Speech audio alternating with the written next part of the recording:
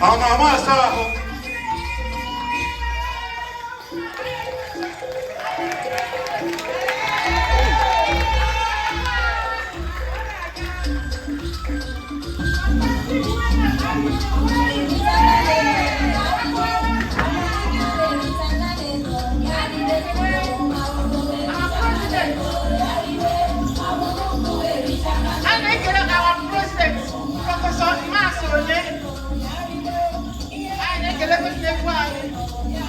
Mr. Jonas disease. And we welcome all our guests here who have come to be with us today to enjoy with us. We welcome you. We are happy that you are here. And we welcome you. The Mexicans, the Americans, we welcome you, the Africans. We welcome everybody. Thank you for coming. And enjoy yourself. Thank you.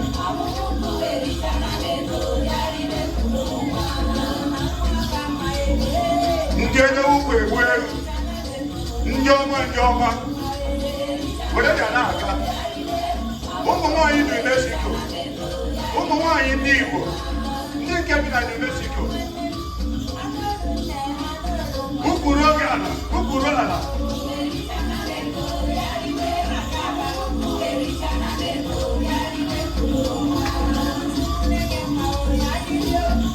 Egwu dị ya.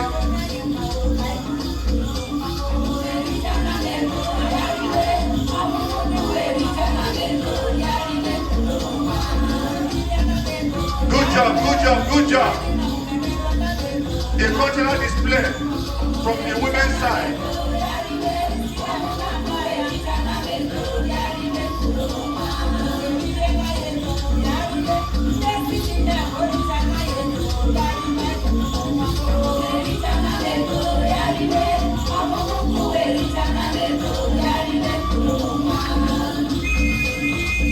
Oh, yeah, man. Ready to go?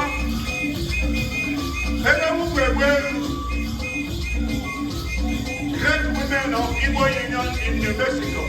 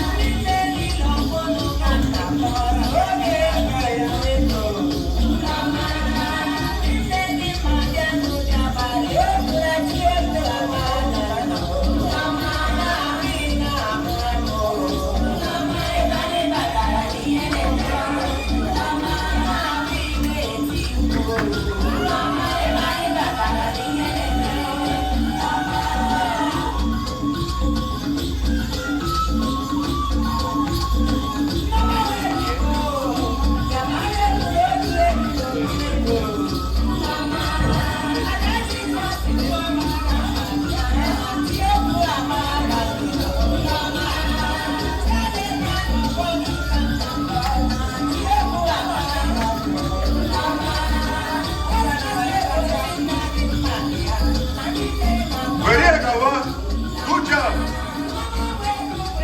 Wiggling your waist. Wow.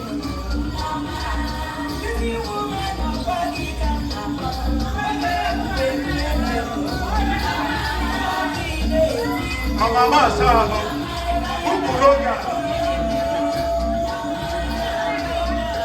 Fantastic women of Igbo Union in New Mexico.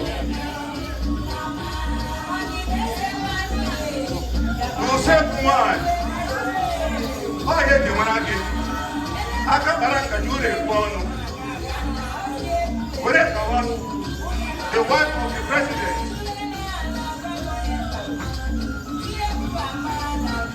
Oh my God.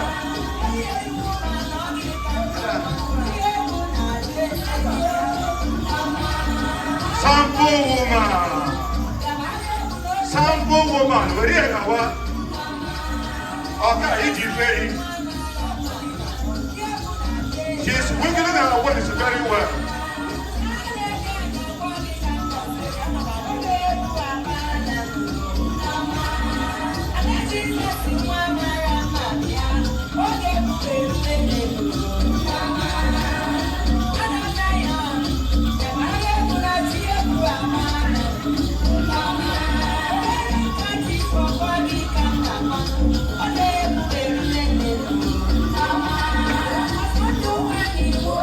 Good job.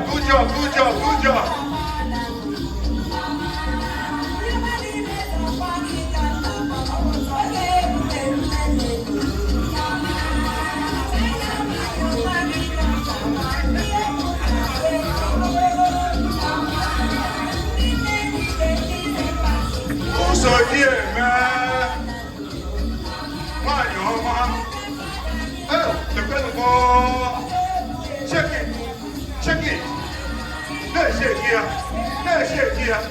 shake here. We're gonna get awareness. That's good.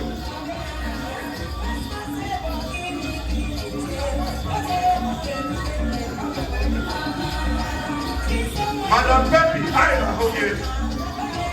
American woman. Ashaka someone. Where they come?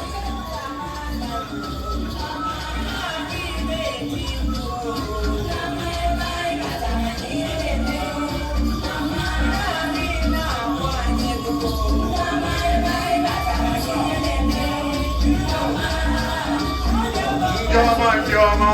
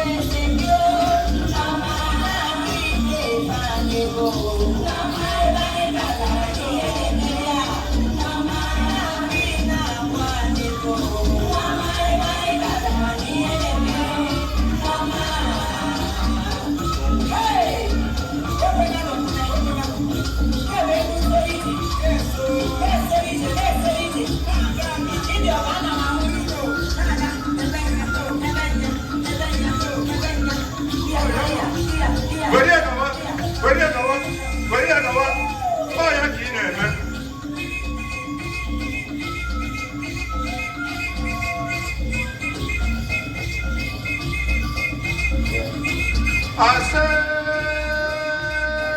fantastic women of Igbo Union, I say. All right. Put your hands together, please, ladies and gentlemen, for that big performance from the fantastic women of Igbo culture here in Mexico.